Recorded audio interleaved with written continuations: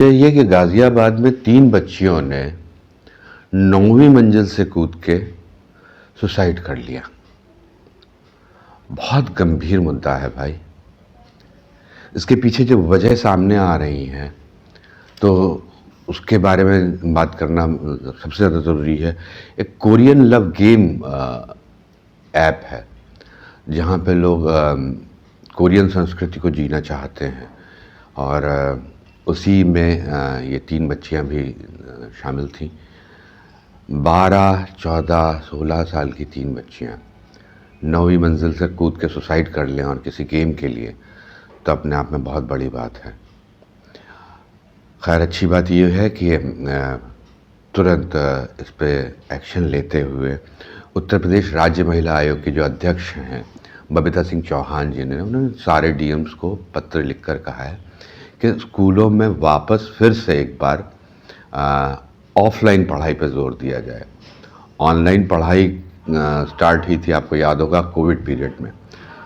तो सन 2020 से शुरू होने के बाद बहुत सारे संस्थानों को लगने लगा कि सबसे आसान तरीका तो यही है कि आप ऑनलाइन क्लासेस लेने लगे। आपका इंफ्रास्ट्रक्चर बहुत कम होगा। आपने अपने छोटे से प्रॉफिट के लिए बच्चों को कहाँ से कहाँ पहुँचा दिया है, आपको इस पर विचार ज़रूर करना पड़ेगा। ये छोटी बात नहीं है। अब जिन 3 बच्चियों ने सुसाइड किया, ये तीनों आपस में बहनें थीं।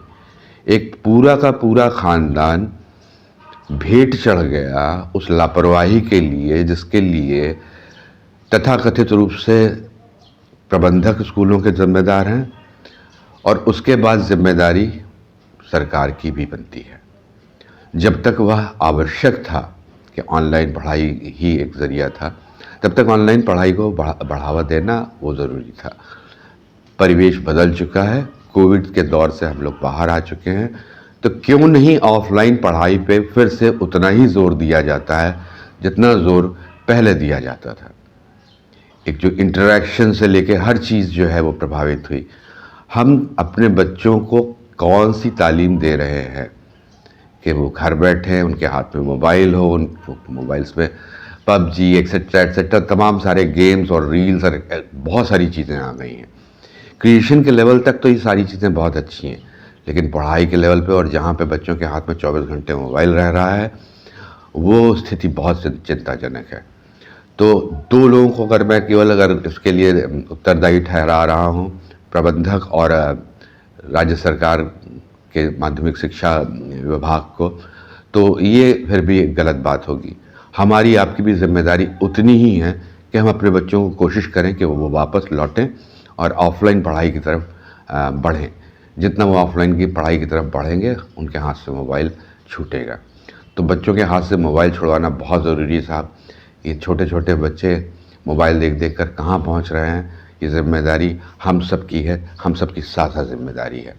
तो आइए आज इस बात का फैसला लेते हैं कि हम अपने अपने स्तर से अपने अपने बच्चों के स्कूलों के प्रबंधनों से बात करेंगे इस बारे में कि वो जल्द से जल्द ऑनलाइन पढ़ाई को मिनिमाइज़ कर दें।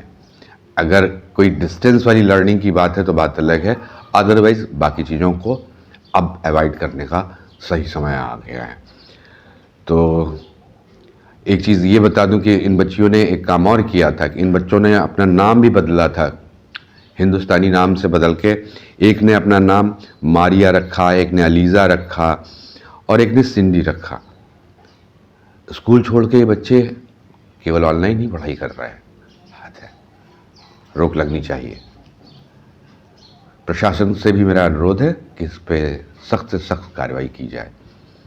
ये प्रक्रिया बंद होनी चाहिए।